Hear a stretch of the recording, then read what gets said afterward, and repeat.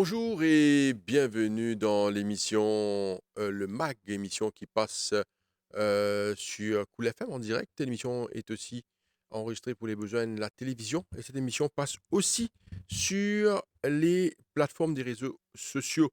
Nos invités ce matin, c'est Monsieur Timothy Nutu qui est Project Manager à SOS Village et également Wendy Ramasamy qui est responsable de programme renforcement de la famille au sein de SOS Village. Messieurs, dames, bonjour. Bonjour. Bonjour. Bonjour et merci d'avoir accepté notre invitation. Aujourd'hui, le thème de l'émission, c'est protection et droits de nos enfants, qui est important, droits et protection des enfants. Nous vous causons un peu sur SOS Village, nous vous causons beaucoup sur la famille. Qui sont ces enfants qui se retrouvent à SOS Village? Nous pouvons intéresser à une problématique qui existait et également les projets que vous avez. Parce que quand nous comprenons un peu plus tard problématique des enfants au sein de S Village, nous vous comprenons exactement qui fait ce là aujourd'hui parce qu'il y a tout un projet qui est enclenché et je pense que awareness de la population y est important. Alors, Timothy Notou, le project manager à SOS Village. Nous, comment je comprends c'est quoi SOS Village? Comment on comprend? Nous tentons ça souvent. Hein? C'est SOS Village, je pense que ça dure, créé depuis des années. On entend souvent SOS Village. Le mot SOS, d'ailleurs, c'est un alerte. Alors, SOS Village, racontez-nous l'histoire.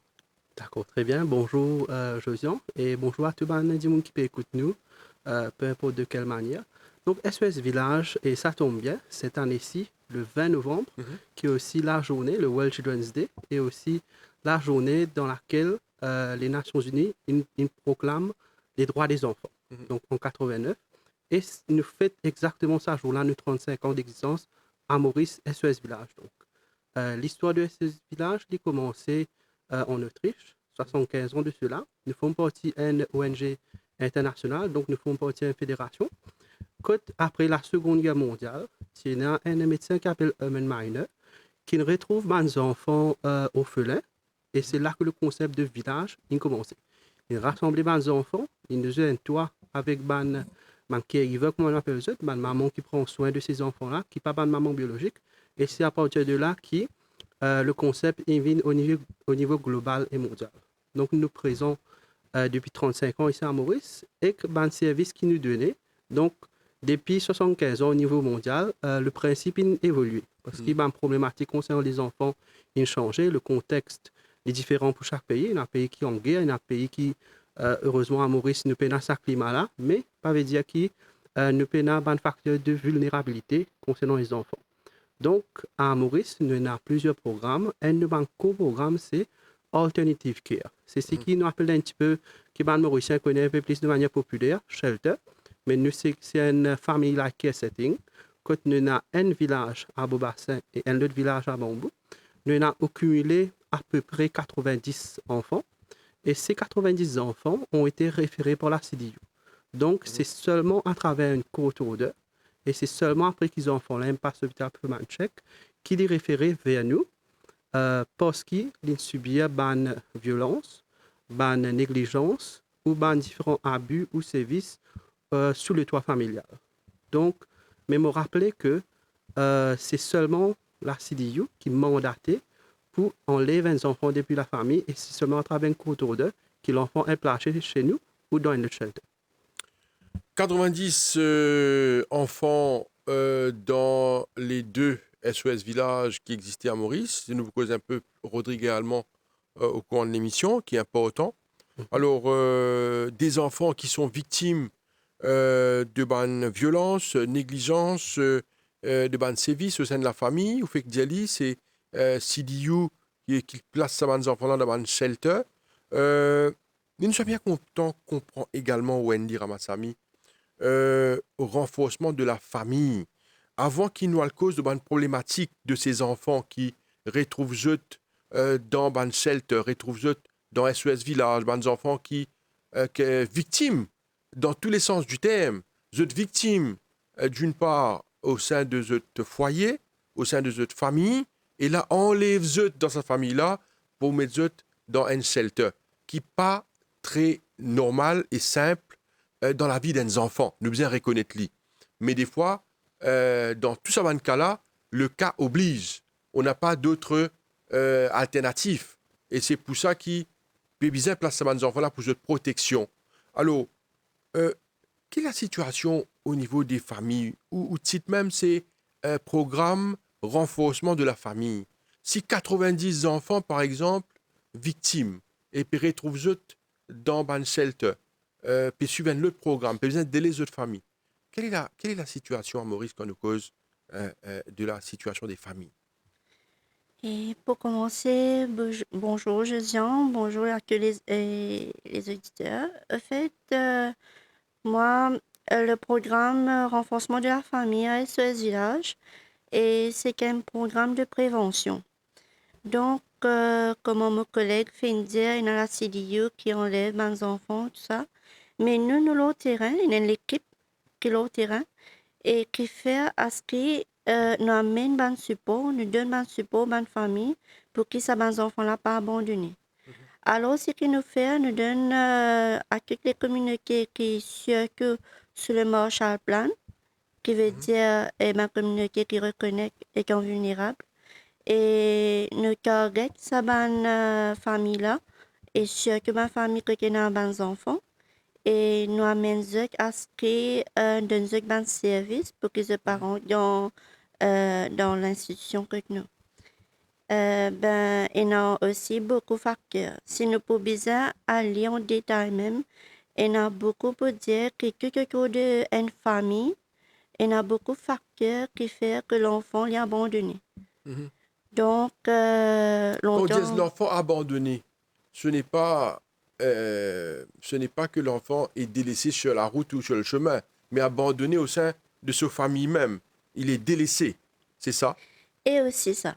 Mhm. Parce que une famille qui est tellement fatiguée, une famille qui est tellement, je pas que bon chemin parfois, que nous sommes capables de trouver des enfants qui rentrent dans l'institution sans nous peut dire qui et non maman et non papa, oui, mais qui depuis bébé, nous que nous ne pas accueillir bébé, mais il y a les autres institutions malheureusement au niveau global, Maurice, et il y a les autres institutions qui accueillent mes enfants depuis bébé, depuis la naissance.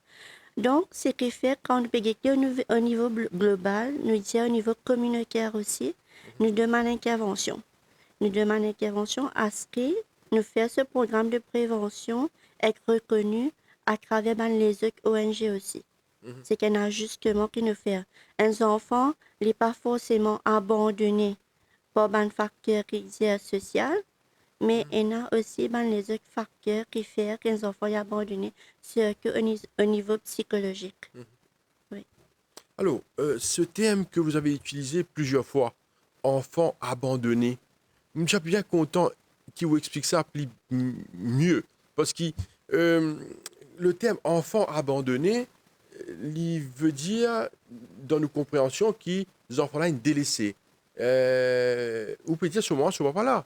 Mais c'est quoi cet abandon quand la maman et le papa sont toujours là? Exactement. Oui. Alors, et comment nous trouver? De nos jours, il y a beaucoup de facteurs qui font que les familles pas réussissent à les débrouiller. Mhm. Même à temps actuel, capable un maman peut travailler, capable un papa peut travailler, pas peut réussir à les débrouiller par rapport aux revenus mensuels, qui fait qu'il pas capable de donner l'enfant ce besoin nécessaire. Nos programmes les circuits basés à un support qui nous donnait Mhm. pour que l'enfant l'ina ce ban nécessaire basique. Quand nous disons nécessaire basique, c'est sûr que comment nous connaissons na manger, et na la santé, et na un toit, et na une famille qui l'a pour lui. Nous disons caregiver de nos jours parce que même si pena maman, pena papa, des fois il y a une grand-mère, des fois il y a une tante ou bien tonton qui peut care pour l'enfant.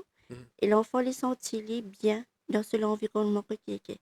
Mais quand pena ça bien-être là, quand il y a un taux de négligence, nous disons, l'enfant il est gay, Mhm. il est un toit, mais il manque manger. les capables et un toit, les pénales l'éducation qui besoin, les pénales besoin nécessaires pour qu'il y ait à l'école. Donc, il y a un facteur qui fait que la famille pas être capable de donner l'enfant ce besoin nécessaire et l'enfant fatigué, l'abandonner. Peut-être Par la émotionnel famille. aussi. Oui, côté émotionnel aussi. Mhm. Parfois, nous avons remarqué aussi que beaucoup d'enfants et de parents pas stables au niveau de couple. Des fois, nous trouvons surtout qu'il y a un jeune couple ou même un single mother, maman qui peut essayer, grâce à besoin de déboucher tout seul pour capable élever un enfant.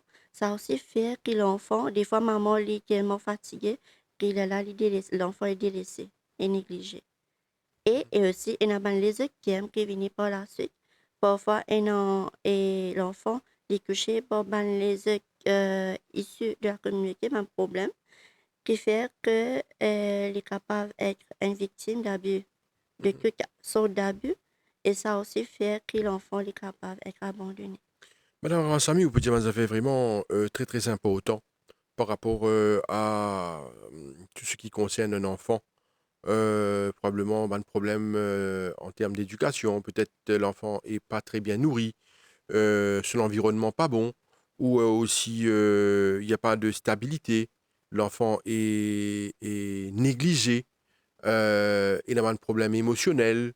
L'enfant se sent peut-être mal aimé. Alors, il y a tellement de problématiques. Alors, euh, est-ce que ça m'a une problématique-là dans nos sociétés aujourd'hui, la question est adressée à vous deux, est-ce que dans nos sociétés aujourd'hui, quand nous pécons ça un problème-là, un problème tellement sérieux qui concerne un être humain, qui concerne l'anatomie, qui concerne la psychologie d'un enfant pour lui grandir et vient un être humain responsable. Tout ça, c'est un facteur-là qui n'a pas fait que l'enfant ne devient pas un être humain qui vit bien dans la société. Alors, ça va nous faire qui nous peut causer aujourd'hui concernant un enfant qui aspire à devenir un adulte et un adulte qui vit bien, qui est respecté dans la société. L'Ibiza, tout ce qui nous peut dire, c'est-à-dire d'être bien nourri, l'éducation, l'aspect, nous fait dire une stabilité dans la vie. Mais ça ne concerne pas que quelques enfants, ça concerne tous les enfants. Alors, est-ce qu'aujourd'hui, nous avons l'autorité et non les compétences, la possibilité, l'encadrement nécessaire pour donner tout ça, ces affaires-là à nos bonnes enfants à Maurice, Monsieur Notou? Oui, totalement. Très, très bonne réflexion, Josian. Peut-être moi, aller un petit peu plus loin même, pour appuyer un petit peu Cyclopédia, pour donner un petit peu plus de substance, pour les auditeurs, comprend aussi en termes de chiffres qui nous peut causer. Rien qu'en 2023, 5729 enfants, cas d'enfants qui ont été abusés, in reported aux autorités. Sûrement, il y en a plus encore qui ne sont pas reported. Parmi ces 5729 là, il y en a 344 cas d'abus sexuels. Parmi ces 344 cas d'abus sexuels là, c'est un chiffre aberrant, 296 sont les filles. Donc, on peut trouver que 296 filles être abusées sexuellement, officiellement, c'est qu'une recensée en 2023. Moi, un petit peu plus loin, nous trouvons aussi, toujours dans mon chiffre de 2023, nous avons une fille mère, c'est qu'on appelle teenage pregnancy, 43, et d'autres filles qui sont toujours mineures en 2023, c'est 149. Donc, ce chiffre-là, nous avons atteint qui, en l'année 2024, il a augmenté. Parce que 149 filles mineures, ils retrouvent eux enceintes dans l'année 2023. Et où tu fais un parallèle un petit peu, l'homme soin qui bat les enfants bizarres à tous les niveaux, de manière holistique, on appelle l'aspect émotionnel, l'aspect psychosocial, l'aspect de care aussi, de care, love, affection, qui est très important. Nous trouvons dans une statistique aussi qu'il y en a 555 enfants qui nous qualifient de juvenile delinquent, la délinquance juvénile. Donc, qui une commet un délit ou vraiment un crime qui ne punit pas la loi. Donc, parmi les 555 enfants-là, nous trouvons qu'il y en a 498 garçons. Donc, dans tout ce chiffre-là, nous trouvons qu'il y a des petites filles de plus à risque pour être victimes de abus sexuels. Donc, nous tirons la sonnette d'alarme là-dessus. Et ben, dérive concernant les abus sexuels, ce n'est pas que ben, abus sexuels avec contact, comme viol, rapport sexuel non consenti, etc., sodomie, etc. Mais aussi, il y en a ben, abus sexuels sans contact, qui peuvent passer virtuellement, qui peuvent passer à travers téléphone portable, aujourd'hui, à travers tout le site qui nous a, à travers Snapchat, nous avons des prédateurs qui approchent ben jeunes, ben fake profile, ben mineurs, et des autres après un petit peu ben photos dénudées, par exemple, ou soit eux même exhibent ben partie intime, même s'il n'est pas besoin des enfants, là, il n'est pas trop enfants, il n'est pas besoin de contact touché avec lui, mais c'est un abus sexuel quand même.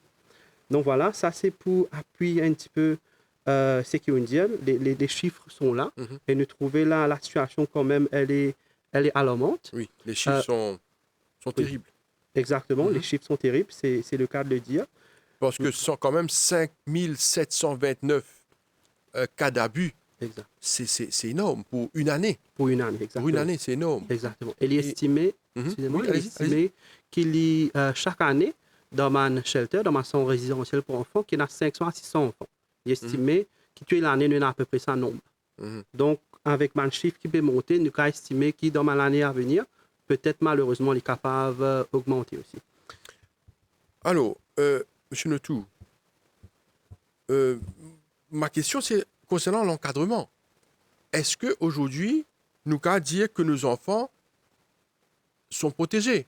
Oui ou non? Est-ce que les enfants sont protégés? Est-ce qu'il y a un cadre légal qui existait, d'ailleurs, pour cause des droits des enfants après, mais est-ce qu'il y a un cadre légal qui protège les enfants, un cadre là, théorique? Est-ce que ça protège les enfants? Est-ce qu'il y a des enfants sur la case ou à l'école ou quand ils quittent ce foyer, est-ce qu'il est protégé? Est-ce qu'aujourd'hui, on a cette assurance qui nous va nos enfants protégés? Quand nous guettons pas de chiffres là, quand même, ça fait peur. Madame Ramassami. Oui, exactement, ça fait peur. Et c'est pour ça qu'à nos niveaux, à SOS Village, avec le programme renforcement de la famille, que auparavant, nous pouvons opérer dans le système à visite famille individuelle. Ça veut dire si vous avez besoin d'un problème, d'un besoin spécifique, nous pouvons donner support. Mais maintenant, que nous pouvons faire, nous prenons dans le clan veut, que nous faisons plus l'approche communautaire.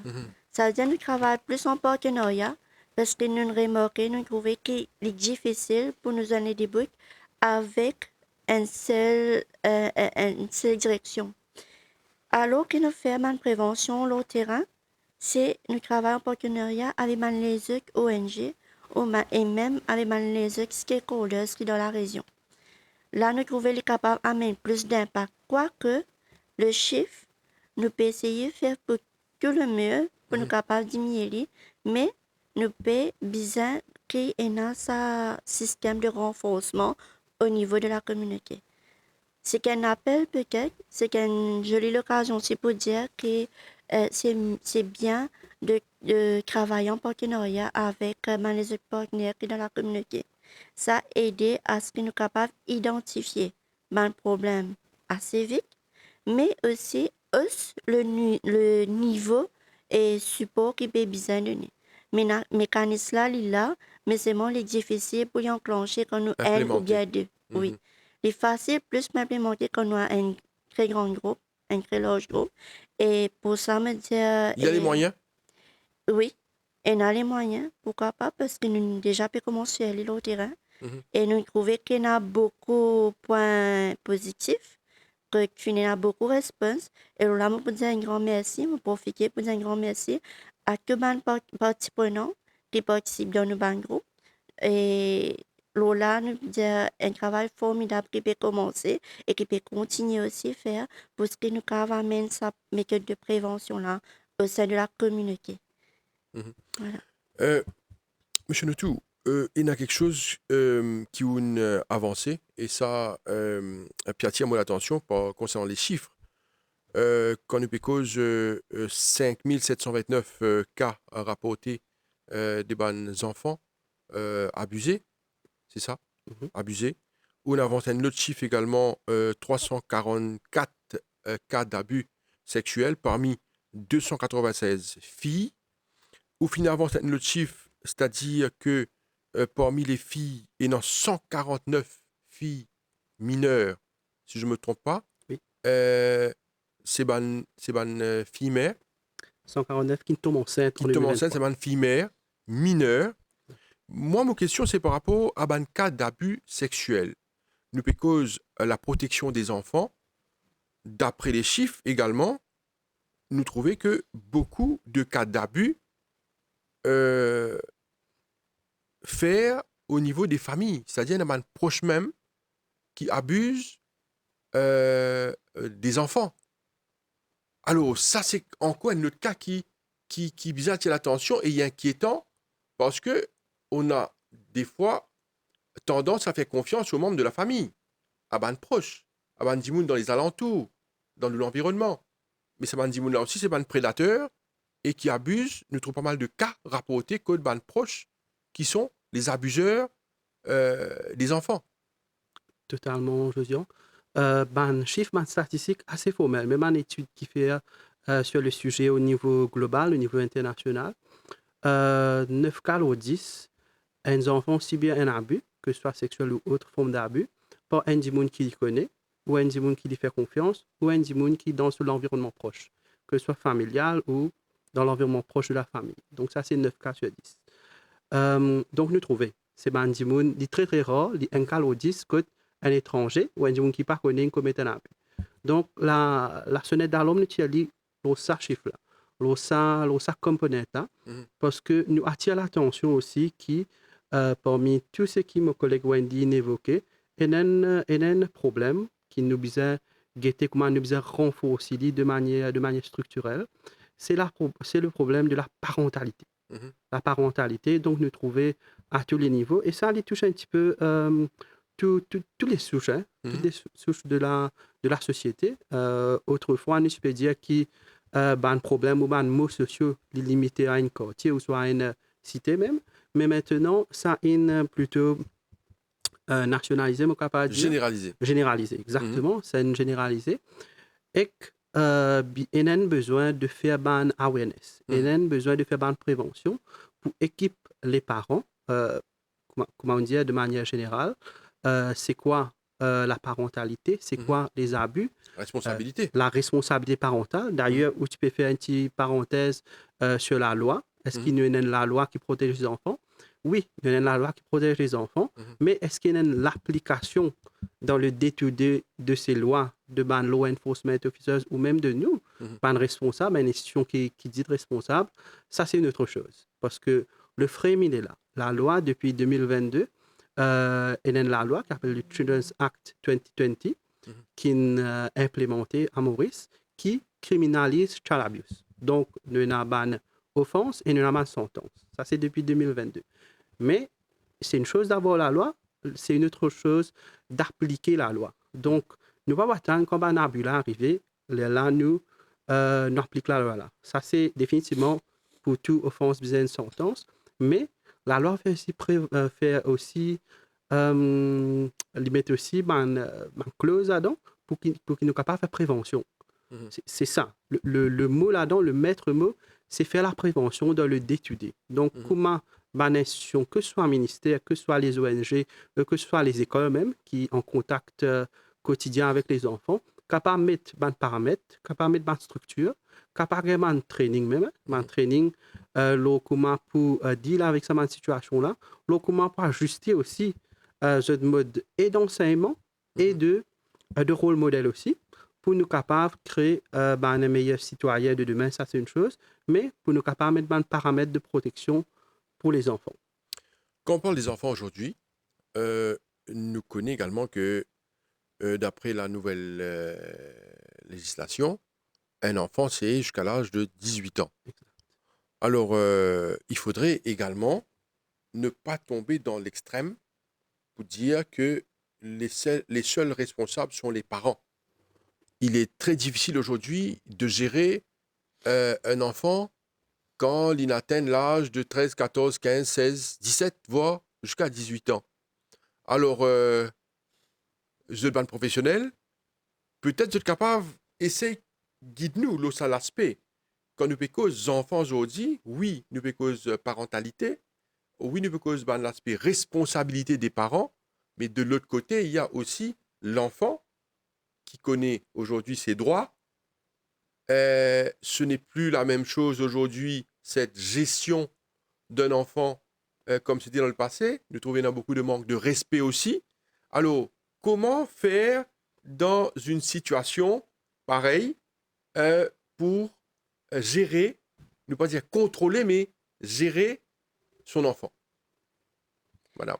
Oui, exactement. L'enfant nous cas d'y aller dans plusieurs aspects, depuis petit au grand.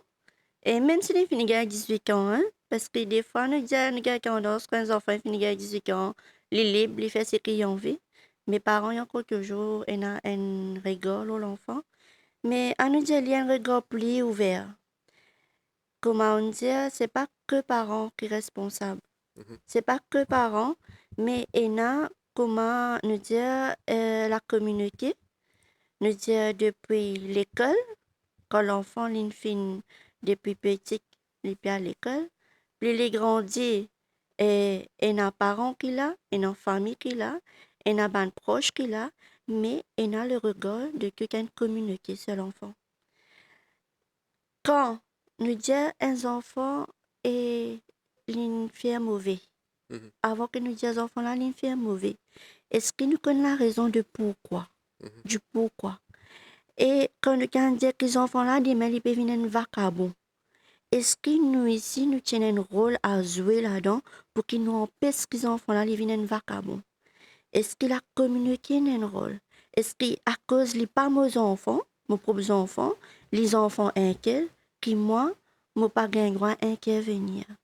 Tout ça là, c'est un sujet assez délicat, mais Complexe. bizarre, oui, il est complexe, mais bizarre pas pire pour causer. Mhm. Bizarre pas pire pour faire les et monter en surface, ce qu'il fait, parce que nous n'est plus dans un monde de tabou. Nous sommes dire que nous sommes capables de voir ça, nous sommes capables de dire, et tout en sachant que, et les mêmes affaires que quand nous pas dire aussi, c'est qu'un genre de complicité. C'est qu'un genre de complicité, Mhm. parce que pourquoi nous ne pouvons pas participer parce que les enfants là, ils peuvent chuter. Mhm. Si nous trouvons parce qu'il y a une cigarette, nous trouvons parce qu'il y a l'alcool, Mhm. est-ce que nous devons, en tant que citoyens, pour dire que là, ce n'est pas un grâce que ça? Tu n'as un problème, c'est bon. Ah, mais Vas-y. nous prenons, nous C'est prenons, évident. c'est ça. Nous sommes capables, nous, uniquement d'y aller aussi. Mhm. Nous ne pouvons pas d'y aller dans méchamment. Nous sommes que nous l'approche.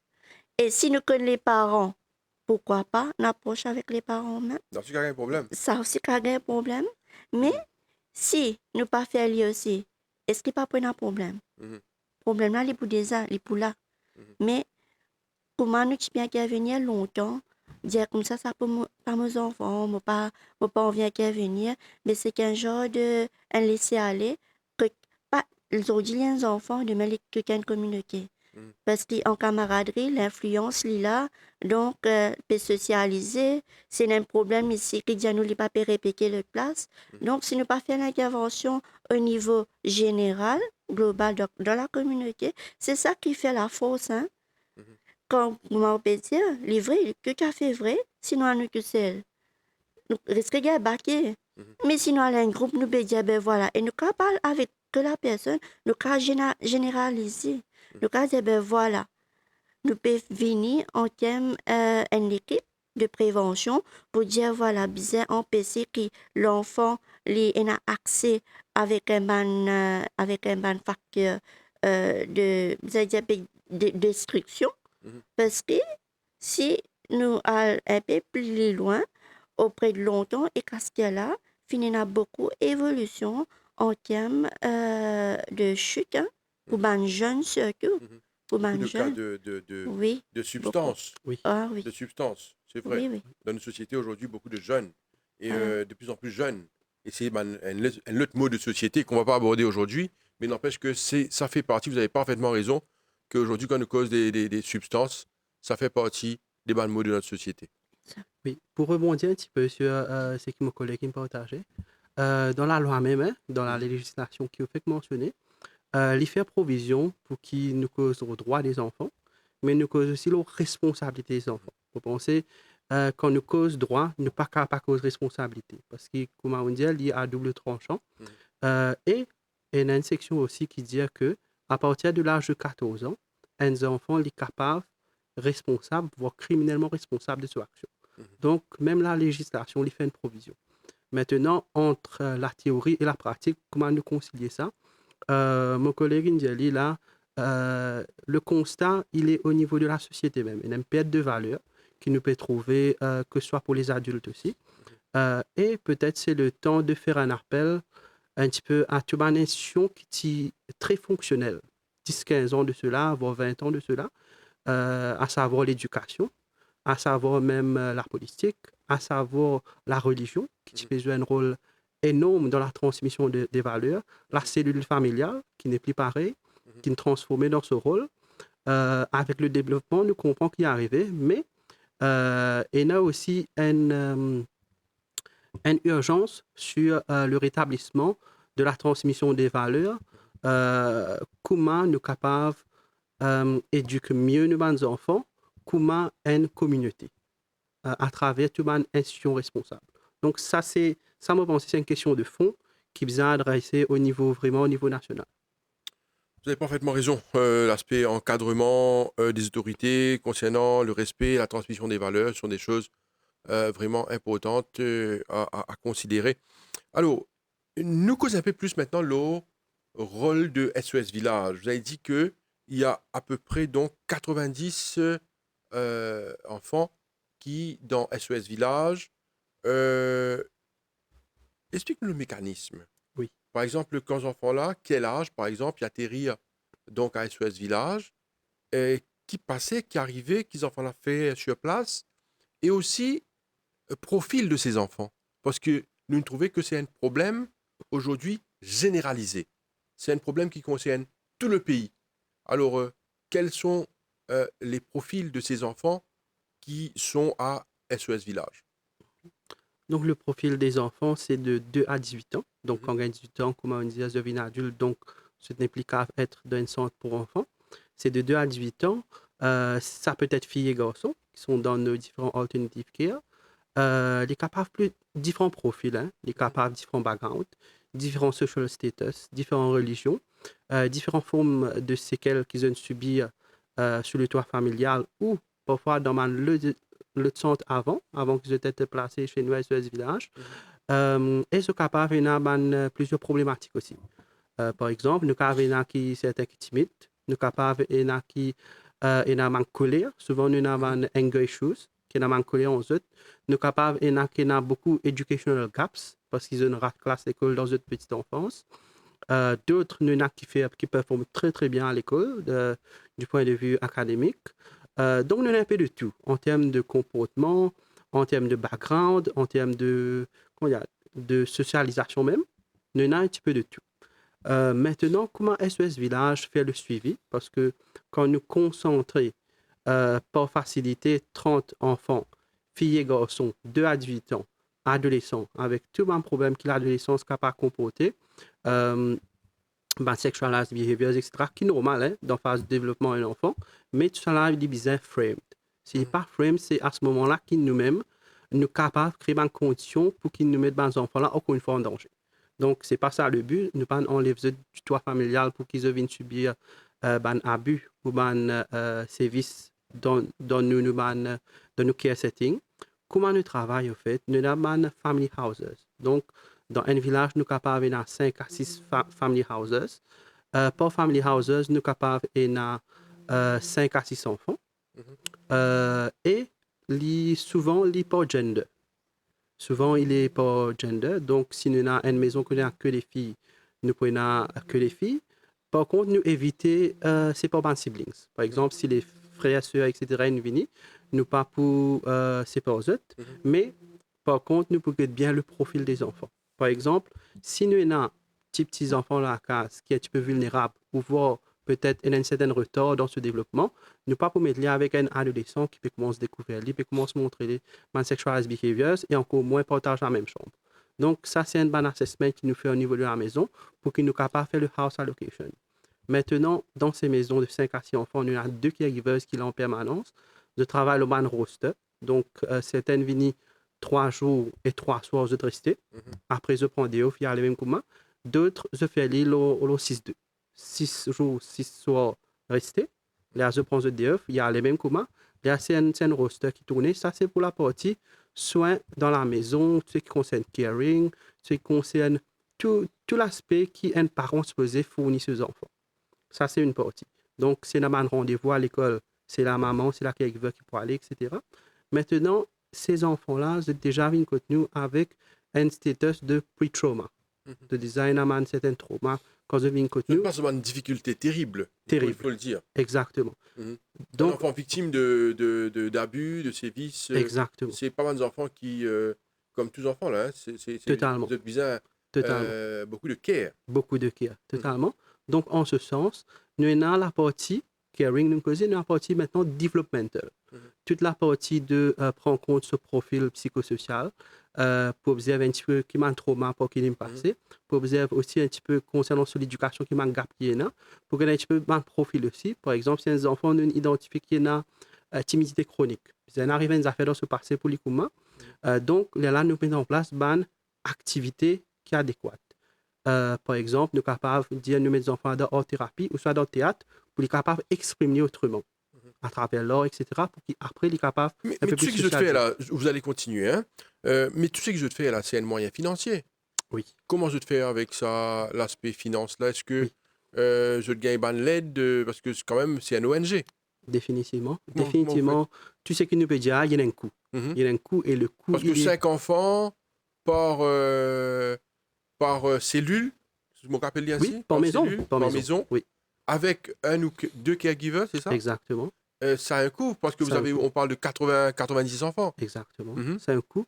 Ajouter à cela, on a même un coût de maintenance du bâtiment. Donc, les coûts sont élevés. Le développement d'un enfant, ça coûte aussi. Vous avez mal l'aide avec l'État, le avec gouvernement? la NCIF, exactement. Okay. Le National Social Inclusion Foundation, avec la NCIF qui nous apply pour nous pas mal de projets qui nous ont retenu qui et d'autres.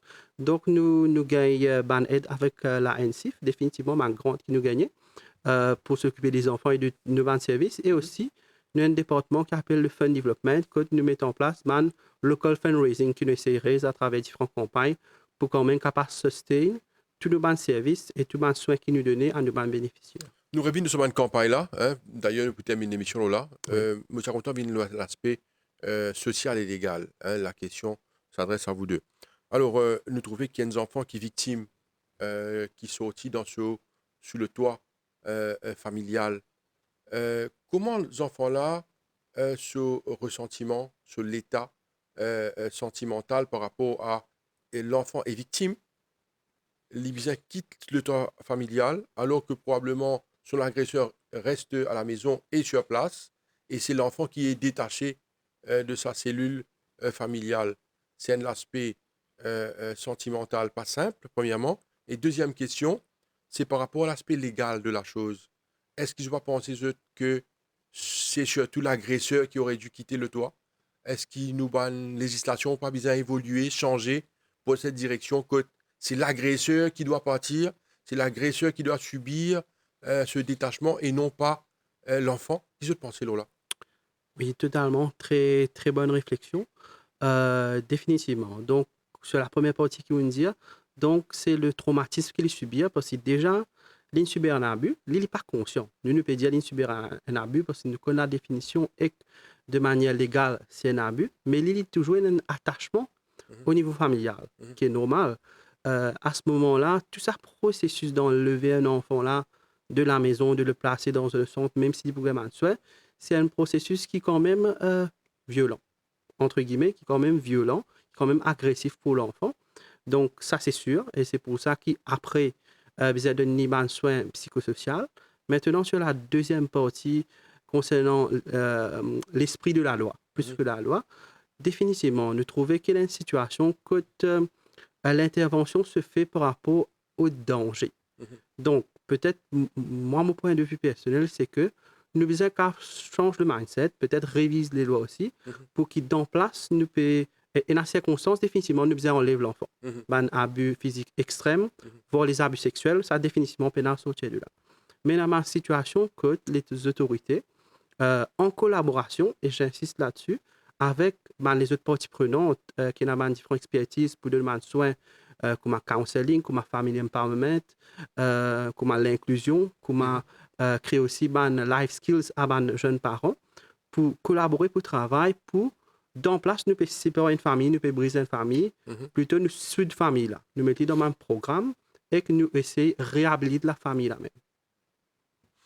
Alors, nous revenons sa fonctionnement avec Madame Ramassamy, sa fonctionnement de SOS Village. C'est un gros travail qui se tabatte, il faut le reconnaître. D'ailleurs, quand on veut SOS Village, c'est une ONG, une organisation non gouvernementale qui peut faire un travail énorme et professionnel. C'est ça qu'on apprécie. Dis-nous, Madame Ramassamy, est-ce que tout ban support à tout encadrement présent pour faire ce travail dans les meilleures conditions? Effectivement, au Ou fait, vous avez besoin d'autre chose? Il faut dire. Nous ne pas connaître, nous. Peut-être qu'il y a un besoin, un needs pour qu'il fasse le travail dans les meilleures conditions, parce que ce travail, je peux faire ça pour la société. exactement, bien sûr. Et au fait, si nous regardons au niveau global, SOS, c'est que le programme renforcement de la famille, nous avons un objectif. Hein? L'objectif, c'est, me penser beaucoup de Mouninkani, le mot un peu long, des institutionnalisations. Nous disons DI, plus simple. Et pour nous arriver à ce terme-là, le mot veut dire que nous empêche que les enfants se viennent acquérir dans le village. Quand nous disons dans le village, ça veut dire shelter. Et pour ça, vraiment, Empêcher quoi? Explique-nous. ça veut dire les enfants qui dans la communauté, qui ont un problème, dans place que je viens acquérir dans mon shelter, nous faire une prévention, non même pas mais que de prévention. Et c'est ça le mot désinstitutionnalisation. Pour ne pas atterrir là. Oui, pour ne pas acquérir là. Mais pour faire ce travail-là, au fait, c'est qu'un peu ça nos objectifs. Pour capable arriver jusqu'à là, veut dire, pour arriver à l'objectif, nous avons besoin d'une grande collaboration. Et strong partnership, même basé au niveau communautaire, avec une ONG qui est déjà existante, avec les stakeholders, mais même au niveau gouvernemental. Parce que nous déjà avons un bon service qui est sur place, qui est capable de renforcer le système pour amener à ce que nous encadrions, nous amène, comme on disait tout à l'heure, amène un bon encadrement familial. Et surtout pour le bien-être de l'enfant. Donc, et si nous disons que nous avons besoin d'un bon needs, que nous pouvons demander que nous avons besoin, oui, nous avons un bon needs. Nous avons un bon needs au niveau communautaire, principalement avec un habit quand même, parce que c'est bon de faire ressortir que quand nous pouvons venir dans la communauté, c'est pas que nous pouvons prendre l'opinion de les autres gens en dio qui peuvent venir et de la communauté, non. C'est sûr que les gens qui restent là, qui dans la communauté, c'est ça même les gens qui peuvent dire qui problème qui est là, pour nous capables de venir nous ajuster avec les autres stakeholders pour nous faire un impact dans la communauté, amène ça l'aide là. Mais le need, c'est que nous besoin cette collaboration là. Parce que parfois, quand nous venons au terrain, nous disons qu'on veut collaborer. Mais dis-moi pas que nous, dis-moi un peu peur. Je pensais des fois même que c'est la CDU qui peut venir chez mes enfants. Donc, les bons qui en termes d'approchement, les bons pour dire que SOS Village, les besoin aussi un trust, une confiance avec les habitants, premier d'abord, une confiance avec les stakeholders qui là sur le terrain, et aussi l'aide du gouvernement, les services déjà existants pour capable amener un dynamisme pour nous capable mettre en place ce système pour aider la communauté là, qui fait le renforcement de la communauté, pas seulement le renforcement de la famille, mais toute une communauté, parce que là, dans la communauté, c'est nous prend à la base la famille, l'enfant, les jeunes, toute la communauté. Nous nous cause pas mal de problématiques, Timothy Notou, dans cette émission-là. Comment faire pour adresser? Définitivement. C'est pas simple, je sais. C'est une question complexe, mais comme à tout problème, surtout là, il y a une urgence au problème qui nous peut causer, définitivement pas seul. Si vous mettez un mot, un terme générique qui tout bonne action pour découler, c'est la collaboration. Je pense qu'en termes de ressources, ressources économiques ou ressources financières ou même ressources intellectuelles, ce n'est pas ça le problème. C'est juste que les ressources sont éparpillées. Donc, à la fin, si nous perdons l'impact, nous sommes capables de collaborer ensemble, que ce soit les ministères, qui peuvent faire un bon travail, il faut le dire, sur l'inclusion, sur l'élimination de la pauvreté, que ce soit les ONG aussi, qui peuvent faire beaucoup de awareness, de prévention, que ce soit nous-mêmes. Mais pour nous causer l'impact, nous sommes assis ensemble, autour de la table et faire un plan d'action en commun. Ça, c'est essentiel, je pense. C'est très, très important même.